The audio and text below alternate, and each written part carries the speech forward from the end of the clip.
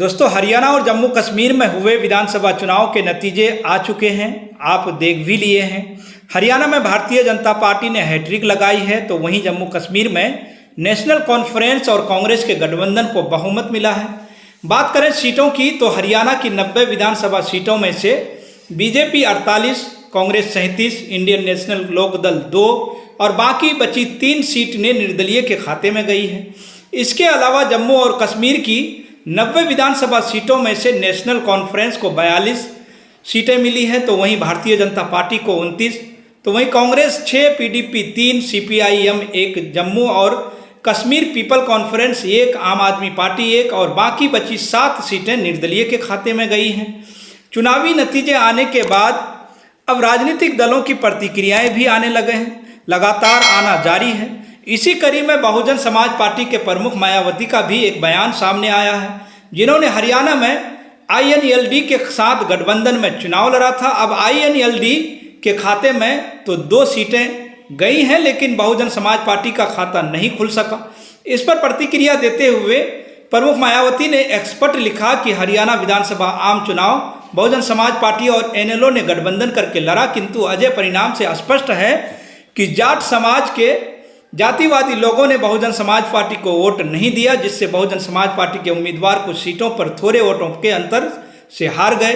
हालांकि बहुजन समाज पार्टी का पूरा वोट ट्रांसफर हुआ है। उन्होंने कहा कि उत्तर प्रदेश के जाट समाज के लोगों ने अपनी जातिवादी मानसिकता को काफ़ी हद तक बदला है और वे बहुजन समाज पार्टी से एमएलए और सरकार में मंत्री भी बने हैं।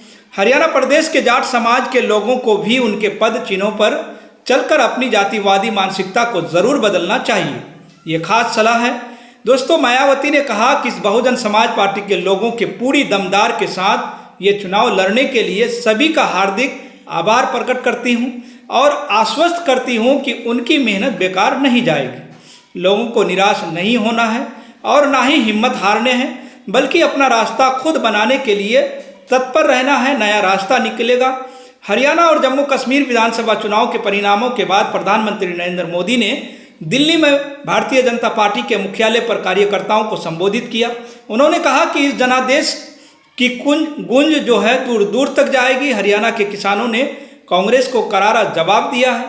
पीएम मोदी ने साथ ही कहा कि जम्मू कश्मीर में इस बार जो चुनाव हुआ ऐतिहासिक रहा। यहाँ पर भारत का संविधान पूरी तरह से लागू होने पर पहला चुनाव था। जम्मू कश्मीर में आज़ादी के इतने साल बाद भी कई लोग वोट नहीं डाल पा रहे थे, लेकिन इस बार ऐसा नहीं था। प्रधानमंत्री ने आगे कांग्रेस को लिखते हुए कहा कि अधिकतर राज्यों के लोगों ने कांग्रेस के लिए नो एंट्री का बोर्ड लगा दिया है। जहां से कांग्रेस जा रही है वहां वापस नहीं आ पा रही है।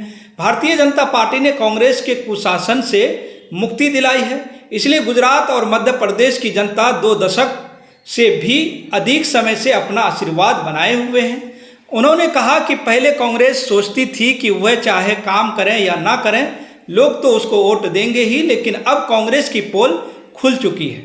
हरियाणा के चुनावी नतीजों पर गढ़ी सांपला किलोई विधानसभा क्षेत्र से कांग्रेस उम्मीदवार भूपेंद्र सिंह हुड्डा ने एनआईसी के दौरान कहा है कि हम जांच करेंगे, क्योंकि हम बहुत सीटों से थोड़े थोड़े वोट से हारे हैं और कई जगह से शिकायतें मिली हैं। हम इस मुद्दे पर चुनाव आयोग से मिलेंगे और बात करेंगे। उन्होंने कहा कि हरियाणा विधानसभा चुनाव का परिणाम आश्चर्यचकित करने वाला है। हरियाणा विधानसभा चुनाव में करारी हार के बाद कांग्रेस ने मंगलवार को महाराष्ट्र के अपने सहयोगियों को याद दिलाया कि वह राज्य में लोकसभा चुनाव में नंबर 1 पार्टी थी। कांग्रेस महासचिव जयराम रमेश की ये टिप्पणी शिवसेना यूडीपी नेता प्रियंका चतुर्वेदी के एक बयान पर सवाल किए जाने पर आई है, जिसमें उन्होंने कहा था कि भारतीय जनता पार्टी के साथ सीधी लड़ाई में कांग्रेस कमजोर पड़ रही है। अब कांग्रेस नेता ने इस पर प्रतिक्रिया देते हुए कहा कि महाराष्ट्र में मैं याद दिलाना चाहता हूं कि लोकसभा चुनाव में कांग्रेस पहले स्थान पर थी और गठबंधन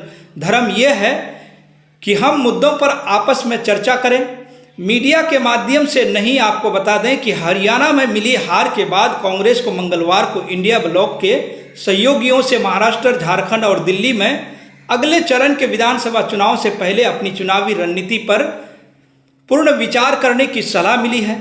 पीटीआई की रिपोर्ट के मुताबिक दोस्तों हरियाणा में कांग्रेस के साथ गठबंधन करने के इच्छुक आम आदमी पार्टी के नेताओं ने कहा कि हाल के चुनाव से सबसे बड़ी सीख ये मिली है कि किसी को अति आत्मविश्वास नहीं होना चाहिए और साथ ही उन्होंने विधानसभा चुनाव के लिए कांग्रेस की रणनीति पर सवाल उठाए। आपको ये भी बता दें दोस्तों कि इसी कड़ी में उद्धव ठाकरे के नेतृत्व वाली शिवसेना यूडीपी और सीपीआई ने भी विधानसभा चुनाव के लिए कांग्रेस की रणनीति पर सवाल उठाए हैं। पश्चिम बंगाल सरकार ने कल मंगलवार को दक्षिण और 24 परगना से लेकर कुलतली में 10 वर्षीय बच्ची के कातिल बलात्कार और हत्या के मामले की जांच के लिए एसआईटी के गठन की घोषणा की है। एक अधिकारी द्वारा ये जानकारी दी गई। उन्होंने बताया कि एसआईटी का नेतृत्व बुराईपुर के एसपी पलाश चंद्र ढाली करेंगे। अधिकारी ने कहा कि हम स्थानीय लोगों को न्याय सुनिश्चित करने और इस अपराध के लिए जिम्मेदार लोगों को दंडित करने की अपनी प्रतिबद्धता का आश्वासन देना चाहते हैं। उत्तराखंड में समान नागरिक संहिता पर उत्तराखंड यूनिफॉर्म सिविल कोड मसौदा समिति के अध्यक्ष शत्रुघ्न सिंह ने कहा कि यूसीसी को राज्य विधानसभा ने 8 महीने पहले पारित कर दिया था। उसके बाद नियम बनाने वाली समिति का गठबंधन किया गया, जिसमें अपेक्षा की गई थी कि ये समिति सत्ता के प्रभावी क्रियान्वयन के लिए नियम बनाएगी। समिति की आखिरी बैठक फरवरी के आखिरी सप्ताह में आयोजित की गई थी। उन्होंने बताया कि कल नियमों को अंतिम रूप दिया गया है और अब नियमों को सीएम के सामने पेश किया जाएगा। ये नियम जन केंद्रित है। कांग्रेस नेता अशोक गहलोत ने कहा कि कल मंगलवार को राज्य की भारतीय जनता पार्टी के सरकार पर निशाना साधते हुए कहा कि राजस्थान के मुख्यमंत्री भजनलाल शर्मा की अपनी पार्टी भारतीय जनता पार्टी के लोग राज्य में पार्टी की सरकार को सरकश कह रहे हैं। गहलोत ने शर्मा की एक टिप्पणी के जवाब में ये भी कहा कि ये भी बात कही। उन्होंने कहा कि मैंने उन्हें नीचा दिखाने के लिए नहीं कहा। मैं ये नहीं कह रहा कि ये एक सर्कस है। इजराइल और हिजबुल्लाह में जारी संघर्ष के बीच इजरायली प्रधानमंत्री बेंजामिन नेतन्याहू ने लेबनान के लोगों को एक संदेश कहा कि लेबनान का क्या हुआ। अत्याचारों और आतंकवादियों के गरोह ने इसे नष्ट कर दिया है। लेबनान कभी अपनी सहिष्णुता और सुंदरता के लिए जाना जाता था, लेकिन आज ये अराजकता और युद्ध का स्थान है। इजराइल 25 साल पहले लेबनान से हट गया था, लेकिन जिस देश ने वास्तव में लेबनान पर विजय प्राप्त की वह इजराइल नहीं बल्कि ईरान है। ईरान जो लेबनान को किसी कीमत पर ईरान के हितों की सेवा के लिए हिजबुल्लाह को वित्त पोषित और हथियार देता है। ये नेतन्याहू ने कहा कि आप लेबनानी लोग एक महत्वपूर्ण चौराहे पर खड़े हैं। ये आपकी पसंद है। आप अपने देश को शांति और समृद्धि के रास्ते पर वापस ला सकते हैं। दोस्तों, आप इस पूरी खबर को लेकर आप क्या सोचते हैं? आपकी क्या राय है? आप अपनी राय हमें कमेंट बॉक्स में ज़रूर लिखिएगा और जितना हो सके चैनल को ज़्यादा से ज़्यादा सब्सक्राइब करें, शेयर करें। दोस्तों, फिलहाल इस खबर में इतना ही। फिर मिलेंगे अगली खबरों के साथ। आप सभी का बहुत बहुत शुक्रिया। धन्यवाद।